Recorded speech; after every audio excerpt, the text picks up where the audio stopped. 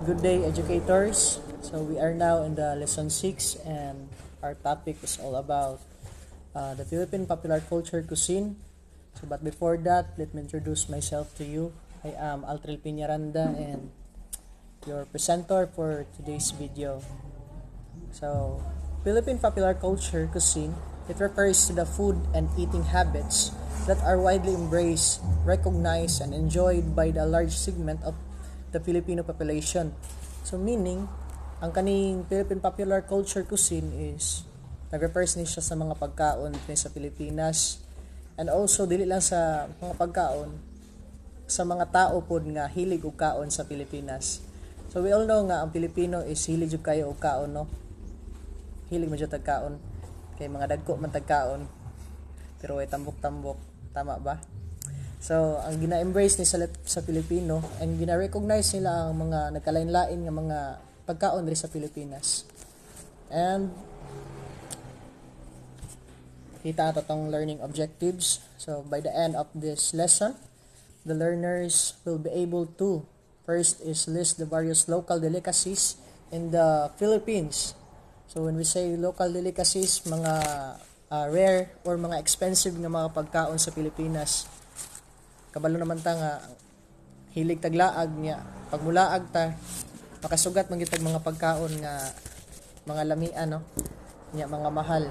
Ikaduha is to know the other popular food in the Philippines. So kay kaning laagan lagi ta mahibal-an nato nga ang mga nagkalain-lain nga mga pagkaon sa Pilipinas. Katulo is prepare a delicacy in the chosen region. So kaning pag-prepare og delicacy in chosen region is kana bang for example sa Davao region. So kanang sikat kay ang durian sa tuwa, no? And by that ang durian is improvise nila, ginahimo nila ice candy ingana. So later on ma-discuss man sa mga reporter. And the last one is appreciate the value of the different popular cuisines in the Philippines. Cuisine refers to the characteristic style of cooking practices. So it involves ingredients, techniques, dishes, flavors, and presentation. So when we say ingredients, it is a type of food items commonly used nga ginagamit nato sa pagluto. Kaduha is techniques. So the methods of preparing and cooking food. So kung buha ba na siyang sugbahon, prituhon, paksiwon, humbaon sabay mong gusto nga himuon nga ana nga pagkaon. So dishes, mga nagkalain-lain nga mga pagkaon. And also presentation. Importante kay ni sa Philippine popular culture cuisine, no? Kay it is a way of food kung unsaon nato pag-serve on pag-arrange sa pagkaon. And that's our objectives. Let's proceed to the introduction. Filipino cuisine is steadily gaining popularity around the world for its spice-packed, flavorful dishes. Over thousands of years, other countries' occupation in the Philippines have influenced the Filipino food we know today. Filipino cuisine is constantly growing and changing from their first encounter with the Chinese, who introduced the small group of islands in the Pacific to rice, soy sauce, and egg roll, aka future lumpia, or siomai, hello packets. So sa una is na kabalo magita nga gi-colonize sa nga nagkalain-lain nga mga lugar sa mga country, nagkalain-lain mga country. And by that they bring a cultural exchange, no, sa mga Pilipino, and not just cultural exchange, and also influences nga naghatag sa tuwa nga makabalota sa mga nagkalain-lain nga mga techniques pagluto, and nagkalain-lain nga mga ingredients sa pagluto. That's why nakatabang sa atoa. And one of the country nga nakahatag sa tawag kaning influence or naka-influence sa atoa, no, is ang Chinese, because long before the Spanish arrived, Chinese traders had established relationship with the Philippines nga naghatag sa atoa o impact, no, sa mga Pilipino nga makabalo sa mga bag-o nga ingredients and cooking techniques. And one of the ingredients nga atong nakuha sila is kaning mga toyo, suka. Naka-influence po sila sa atoa ana. And also sa mga pagkaon kay kaning lumpia, or siomay kana sa ilahan agikan. And sana to their interactions with the Spanish who introduced cutlery, tomatoes, and cattle raising. So sa una, one of the colonizers sa Philippines is kani mga Spaniards, mga Spanish, no, daghan, if I'm not mistaken, mga 16 to 19th century man yata tayo lagi colonize, o 300 kapin katuig ta nila nasakop, kung ako nakalimot, murag 333 years yata. So they introduced cutlery. So when we say cutlery, kana bang mga gamit sa pagluto. So may mga gamit, mga kutsilyo, mga plato, tinidor, kutsara, sa pagyod, basta daghan pa. Tomatoes and cattle raising. Kaning cattle raising is importante po kayo nino kay it is a practice of breeding sa mga hayop, para sa mga baka, baboy, kabaw, iro, bitin, unsa pang malalang mananap. And diha po ta nagakuhag mga karne sa mga isda, sa baka, sa baboy, kasagaran. And also kanang gatas sa baka, di ba, diha po ta nagakuha. So mao na ang cattle raising. And also the Spaniards naka-influence po siya sa mga ingredients sa tuwa. Para sa mga tomatoes, onion, garlic, potatoes, bell peppers, mga mais, tuyog, suka, sa ilaha pod gikan. And also daghan po guys sila na contribute sa to or na influence nga mga klase-klase nga mga dishes para sa adobo, sinigang, tungod kay kanang adobo ginagamitan biya nato nagtuyog suka o mga lamas nga gikan sa Spaniards. And also the Spanish introduced the concept of roasted pig. So meaning kaning roasted pig kani bang lechon, di ba lami kay lechon, no? So gigutom nako. Kay udto na kay dere. So kaning bread pod gikan po ni sa Spaniards, kaning paghimo og pan.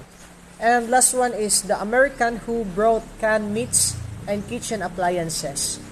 So ang Amerika is sila ang naka-influence sa to og mga gamit nga mga high-tech, no, mga can goods or kanabang mga dilata. Sayaon lang nato bid sige tag in English ani. Mga dilata para sa tinapa, sa paman century tuna, fresca tuna, mga ingano. Also meats, mga karne, and kitchen appliances. So sila po na nakahatag sa tuog mga high-tech nga mga appliances ginagamit pang luto. Sa nang gasol, sa oven, ginagamit ato sa pagluto. While cuisine is always evolving, traditional Filipino culture and cooking are still represented in each dish. Some even with a hint of peaceful resistance. So that's all for my report, and hoping that you've learned something interesting and new knowledge for today's video. And once again, I am Altrel Piñaranda, your presenter for this morning or this afternoon. Thank you. Bye. Thank you for the introduction, first reporter. Once again, good afternoon everyone. I am the second reporter. So last time we talked about the different kinds of history in the Philippines. So it includes the history of Filipino costumes, dance, music, and as well as the mga writers. So halos tanan jud nga butang isa doon na gyud ginatawag ka history. So by the way, what is history? So when we talk about history, it is a study of a past event of a certain thing. Meaning, kung mag-iyon tag history, it explores origins and evolution. So, unsa din evolution? Kung mag-iyon tag evolution, mauna siya ang pag-change sa usa ka butang from time to time. So, kung last time is nag-talk ta about sa mga different kinds of Filipino costumes, music, dance, ug mga writers. So, unsa pud kaha ang ato ang itap karon? Based on the introduction of the first reporter. So it talks about food. So meaning, today we will talk about the history of Philippine cuisine. So from the word cuisine, what comes from your mind first? Okay, very good. When we talk about cuisine, it refers to a food. So meaning, cuisine, it is a method or style of preparing food that is cooked in a specific way based on a culture's tradition. Now, let's proceed to the A articles, history and influences. So according here, during pre-Hispanic era in the Philippines, Austronesian methods is preferred. Meaning, sa panahon pa sa mga Kastila diri sa Pinas, the way nga mag-prepare o magluto sila is gagamit sila Austronesian methods like boiling, steaming, and roasting. So unsa din ang Austronesian? So kung maingon tag Austronesian, mao ni sila ang mga group of people nga sigig migrate. Meaning, mao ni sila ang mga tao nga sigig balhin from one place to another. For example, naa sila sa Taiwan. Naa sila sa Taiwan, nakakakuha sila og mga knowledge nila pag-abot sa mga nilutuan. Tapos, nagbalhin na po sila sa China, which is na-influence na po nila ang ilang mga traditional cuisine dito. Then, balhin na po sila sa Pilipinas ug ilahang gidala ang ilahang knowledge na influence nila gikan sa mga kalahi-lahi nga mga lugar. Pag-abot sad sa mga sudan, ang common ingredients is ang locally raised livestock. Kung mag-ingon tag locally raised livestock, mao na siya ang mga binuhi nga mga kahayupan sama ng water buffaloes or carabao, cows, chicken, pigs, ug uban pa ang mga kalahi nga klase sa mga isda. Now, let's proceed to the next slide. In 3200 BC, Austronesians from southern China and Taiwan settled in the Philippines, bringing knowledge of rice cultivation and farming practices, increasing the variety of edible dish ingredients. So katong 3200 BC dayno, kaning mga Austronesian is gikan sila sa southern China o Taiwan nga ilang gidala diri sa Pilipinas ang ilang knowledge pag-abot sa rice cultivation ug uban pa nga mga farming methods, which is maoy naka-increase sa mga ingredients pag-abot sa mga nilutuan. So for example, ang China is maoy nagtudlo kung sa ang mga strategies ug mga techniques para mas mulago pa yun ang imong mga tinanong. Okay, let's proceed. During the Song Dynasty, the Philippines engaged in direct trade and cultural exchange with Hokkien China, exchanging porcelains, ceramics, and cells for spices and triplang in Luzon. Kaning Song Dynasty, no, it is also called as Golden Era. Nga gitawag mo siyang Golden Era?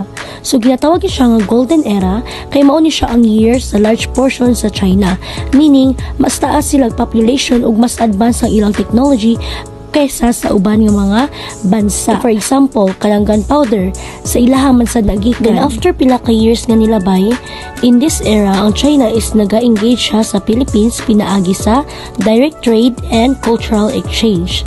Ang Hokkien China is trade siya og porcelains, ceramics, silks, para sa spices and tripang and Luzon. So kaniding tripang guys, no, it is also called as sea cucumber ko sa English. This early contact with China introduced a number of staple food in the Philippine cuisine. So kaning early contact nato sa China, no, is na-impluwensyahan ang atong tradisyon pag-abot sa mga nilutuan. Mostly ilado ang tuyo, tukwa, and patis ug apil na sad ang mga methods pag-abot sa pagluto like stir frying and making savory soup bases. Kung mag-ingon tag stir frying guys, mao na siya ang paggisa. Kung mag-ingon po tag savory soup, mao siya sa mga bahala unsa siya klase nga mga sudan basta kay aduna na jud siya sabaw, mao siya gitawag siya ka savory soup. So sa ilasad gikan ng pansit, lumpia, sinangag, og fried rice, og syempre sapsoy og ang arroz caldo. Now let's proceed to the next slide. Trade with the various neighboring kingdoms of Malacca and Trevaya in Malaya and Java. So kaning pag-trade nato no pag-abot sa mga pagkaon is dili lang po siya naga-exist between China and Philippines, but also naga-exist po siya sa mga lalahi nga dapit like Kingdom of Malacca, Malaya, and Java. So kaning mga lugar no daghan tag na influensyahan gikan sa ilaha nga maoy nakapasikat sa mga cultural cuisine influences sa mga Austronesian. Ug hantud karon is popular gyapon siya diri sa Pilipinas o pareha ng bagoong, patis, puso, arindang, kare-kare og ang ginataan. Through trade of Malayan Indonesian kingdoms, so lagi ura kaayo na abtan ang ilahang styles pag-abot sa pagluto. Dili lang sa India, Arabia og pati na po diri sa Pilipinas, especially sa South Luzon, Mindanao, Sulu, Palawan ug Bicol kung asa ang trade was the strongest. Just like puto, gikan man sad siya sa India. Next, Spanish colonizers and friars in the 16th century brought with them the produce from the America. So, during 16th century daw, ang mga Spaniards, colonizers is gidala nilang ilang na influence na cultural cuisine gikan sa Amerika, like chili peppers, tomatoes, corns, potatoes, and the methods of sweetening with garlic and onions.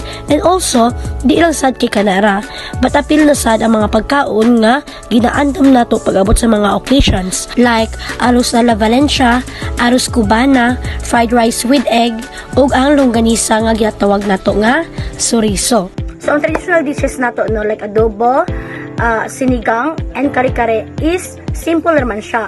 But ang mga dishes nga gikan sa foreign influences is way popular jud siya, no? Mas ginagamit jud siya karon ng panahon. That's all for today. I hope nga daghan mo lutunan about sa history of Philippine cuisine.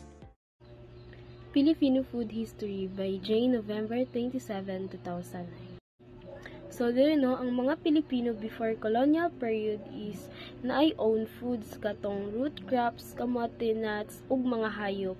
Tapos, ang way sa ilahang pagluto is sugba. So, pag-abot sa colonial era na niabot ang mga American Spanish is na sila gi-introduce na mga foods or the way sa pagluto. Labi na ang mga Chinese is dako jud og na influence sa Philippines. So ang Philippines is naa sila 3 meals a day. Breakfast, lunch, ug dinner. Plus naa sila snack. Pino is nakadepende ilahang pagluto sa history sa island.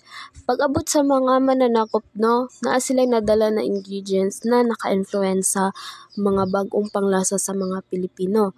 The most famous food sa Philippines is lechon and seafoods. Mga Pilipino sa una ang way sa pagluto nila is boiling, roasting, and steaming. Katong wala pa nasakop ang Philippines sa mga dayuhan.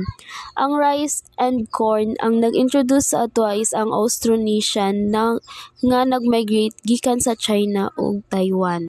The Chinese who came to trade stayed on the Philippines. They taught their Filipino wives their dish, and those Filipino-Chinese food came to be. Example is noodles, lumpia, siomai, and also siopaw.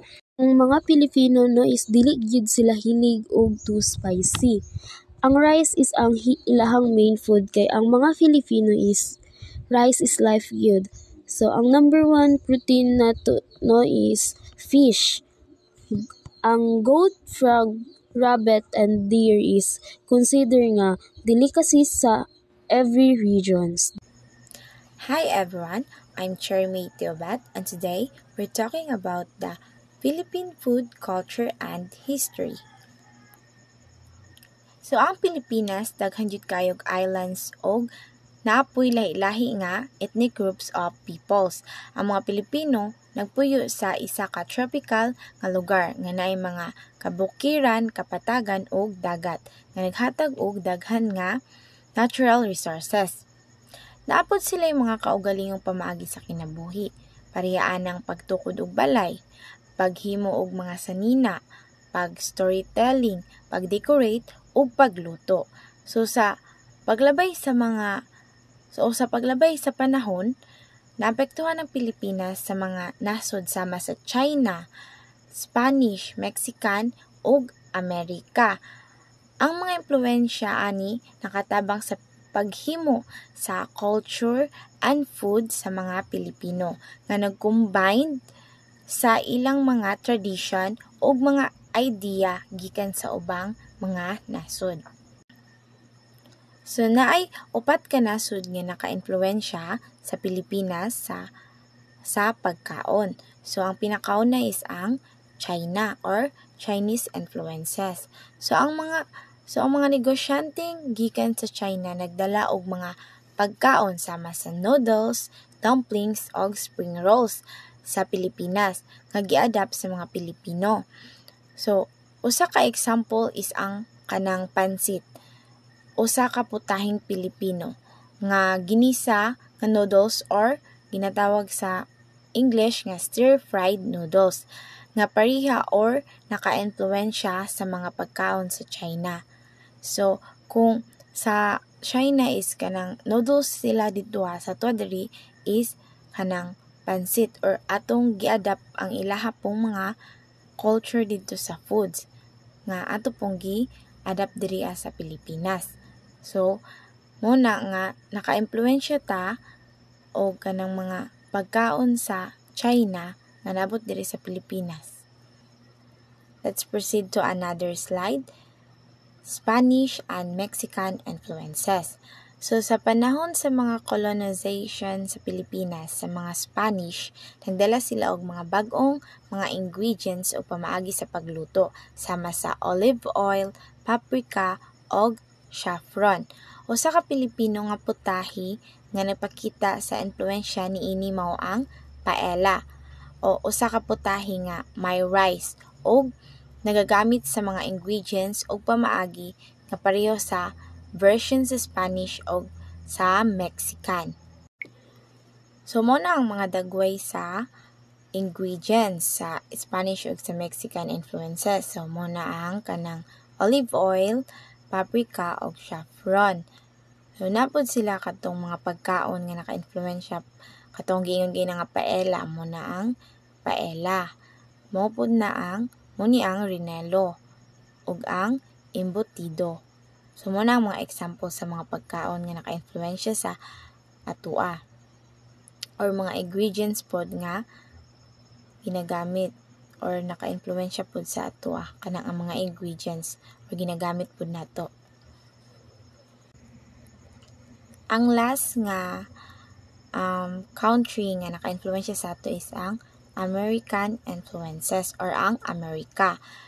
So sa pag-abot sa mga Amerikano sa Pilipinas, nagdala sila og mga bag-ong pamaagi sa pagluto ug mga pagkaon nga dali lutoon sama sa pressure cooking o freezing. Pareha ng or for example ang hamburger, usa sa mga pagkaon nga nagdala sa impluwensya sa Amerika ug nahimong popular sa Pilipinas. So ang kanang hamburger is dali ra kay siya lutoon. So modeng natay hamburger dire is na-adapt nato na gikan or na-adapt nato na og kana bang na-influensya ta gikan sa Amerika kana nga mga pagkaon. So kanay yung mga nakakita nga mga pictures dira, isa lang na sila nga mga example nga kanang naka-influensya sa atua diri sa Pilipinas kana nga mga pagkaon. So daghan pa kaayog mga pagkaon nga naka-influensya diri sa Pilipinas. Dili man nato may isa-isa pero daghan na jud kayog na-influensya ang laing nasod para sa China, sa Spanish, sa Mexican ug sa Amerika ug mga laing-lain pang nasod nga naka-influensya diri sa atua or diri sa Pilipinas. So ang pagkaon sa Pilipinas dili lang sa mga ingredients o pamaagi sa pagluto. It tells the story of the country's history and people. The way Filipinos have changed and adapt recipes has created a special food identity. So, ang mga kabaguhan nga gihimo sa mga Pilipino nag-adapt og isa ka special food.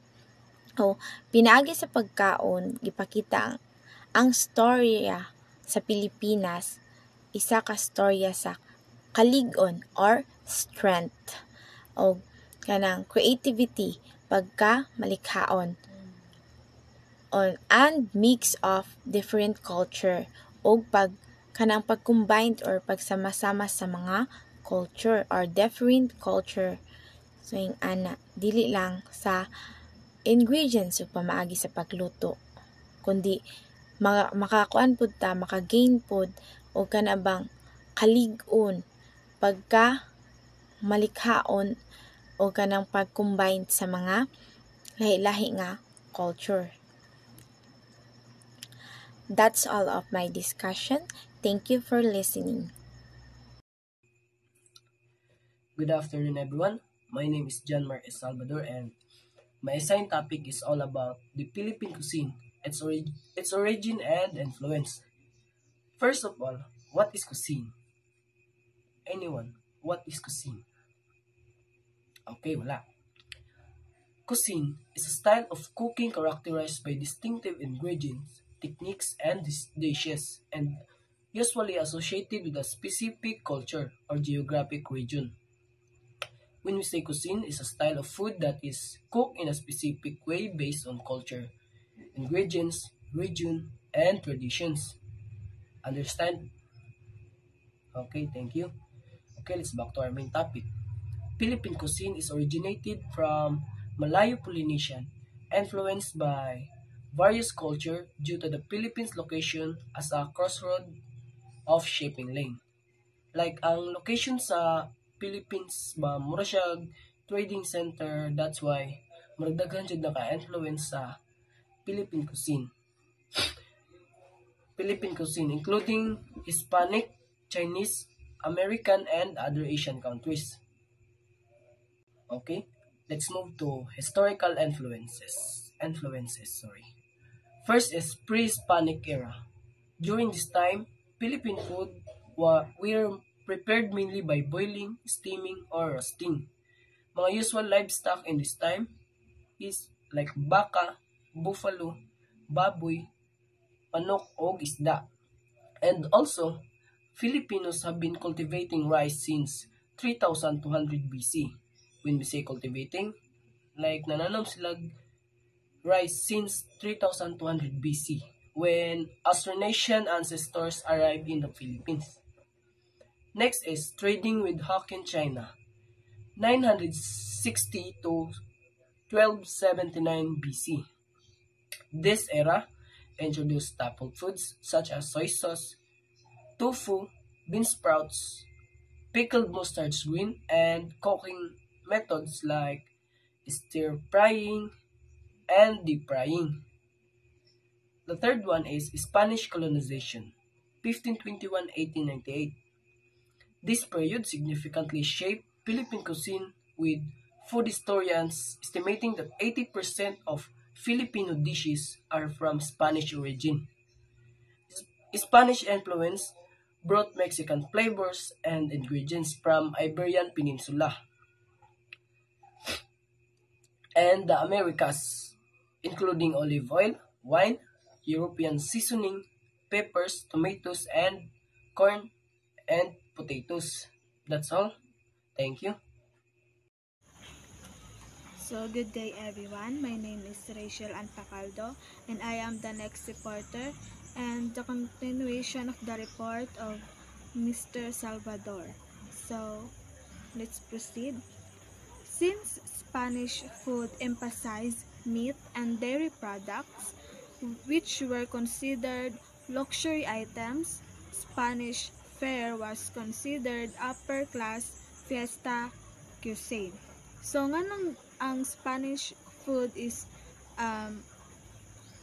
gina-considered nila og luxury items or upper class and fiesta cuisine. Tungod kay ang atong naman good sa Spanish food is, for example, is adobo, lechon nga ginahanda sa fiesta, nga dili jud na siya mawala sa kanang handaan sa fiesta. While Chinese food was considered everyday cuisine. So nga nang consider man og kanang everyday cuisine ang sa Chinese, tungod kay ang atong naman sa Chinese is pansit, lumpia, siomai, which is pwede na to siya ginaluto bisag walay okasyon, like pansit, ginaluto na to na siya bisag walay okasyon kung gusto lang nato magluto. Many Spanish-derived dishes show up the table only at Christmas, New Year, or fiesta like Relleno, Mechado, Pochero, Leche Flan. So, itong ganina no, atong naman sa Spanish is dili dyan na siya mawala, labi na sa Christmas, sa New Year, and fiesta.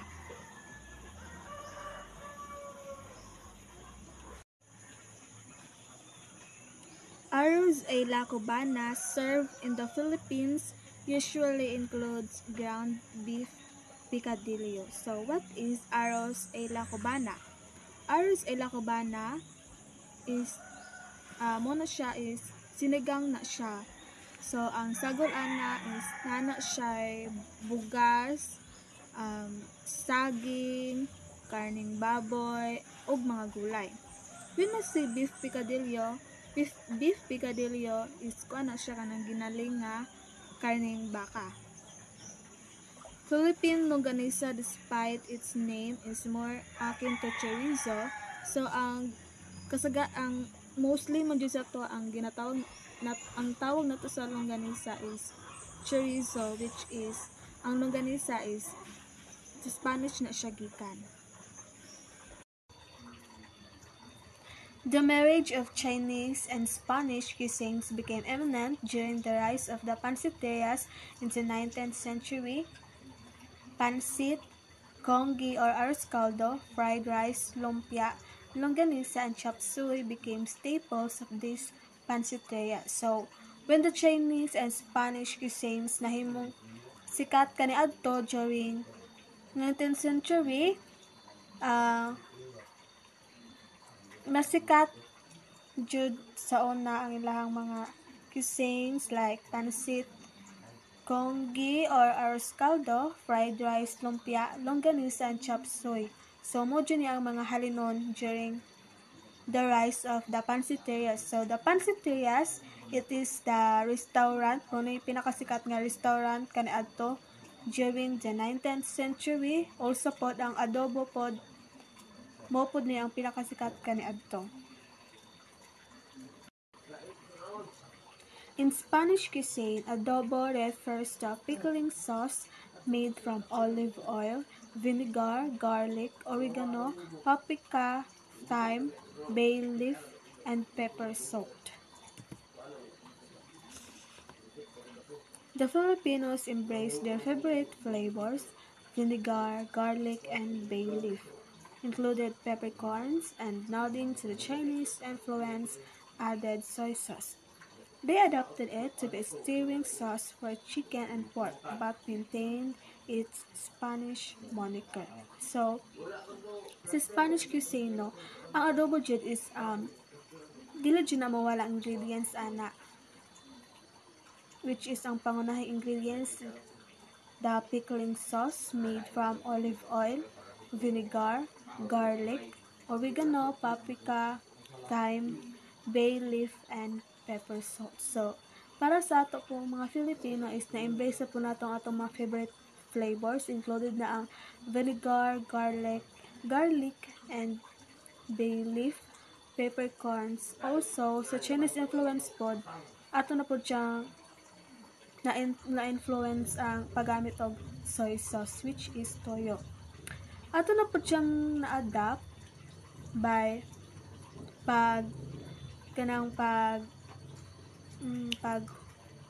marinate atong andan nga bago na to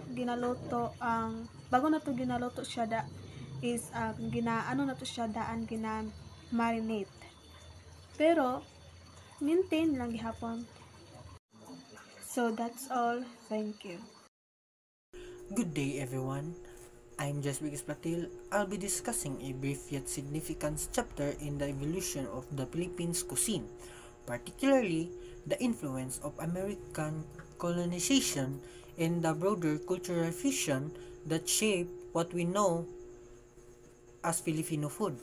American influence 1898 to 1946, introduction of convenience food, packaged meals, canned goods, and fast foods, adoption of English and American food culture. From 1898 to 1946, American occupation introduced fast foods, pre-packaging items, and canned goods to the Philippines. This marked the beginning of convenience-based cooking. Filipino also started speaking English and consuming American products. Second one, modern culinary evolution. Introduction of global ingredients and style. Influence from early traders and immigrants. Ongoing innovation in Filipino cooking. As the time went on, new ingredients and cooking methods found their way into the country. The fusion of local and international style allowed Filipino cuisine to grow even more dynamic and diverse. Third, a unique culinary identity, blended of Eastern and Western influence, Filipino creativity and passion for food, cuisine as a cultural expression. Today, Philippine cuisine is a blend of East and West, showcasing our creativity and love for food. Our dishes tell a story of resilience, adaptation, and cultural pride. Last part is conclusion. Filipino cuisine reflects history and identity. a melting pot of cultures, constantly evolving and celebrated worldwide. And, in conclusion, Filipino cuisine is not just a food, it is a story of who we are, where we came from, and how we continue to grow as a people. Thank you.